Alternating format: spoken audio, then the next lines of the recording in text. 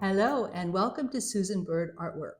I'm Sue Gilbert, your host, and this is Susan Bird, my partner, my mentor, and my spirit guide.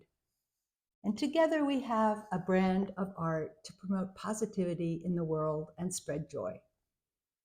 So today I'd like to take you behind the scenes to show you how I use layers as fundamental building blocks in my design process. Welcome to my studio.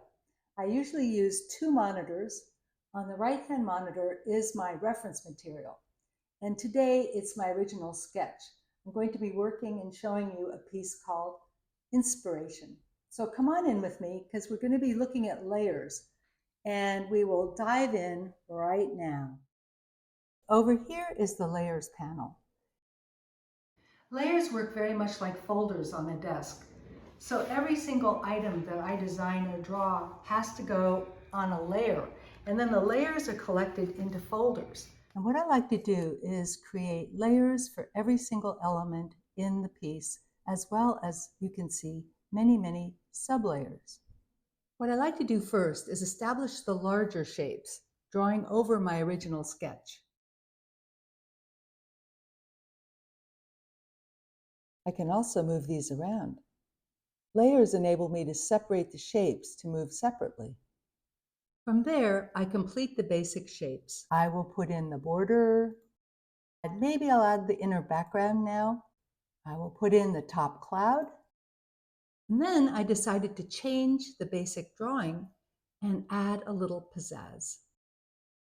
From there, I go on to add detail. Here in the top cloud, we have a whole layer here for cloud swirls. Here we have some swirls, circles, and some purple dots and red ovals.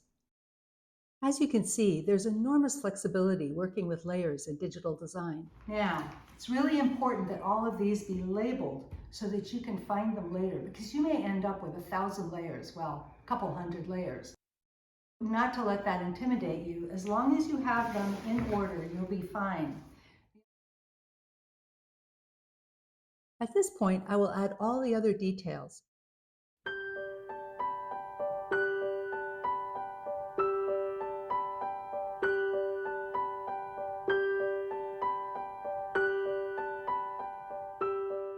Finally, I add background and text.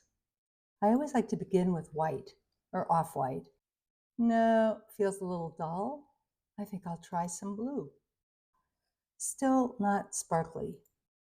Ah, there we go. That is my favorite green. Yes, I think I'll stick with that one. And now we move on to text. As you can see, I have made 3 selections. Let's turn the background off and take a look at what I had in my sketch. So you can see I had all caps, blocky, and something slightly whimsical. So let's see if we can find that in a font. I finally settled on this one, which is called Noteworthy, which gives it just the right feeling.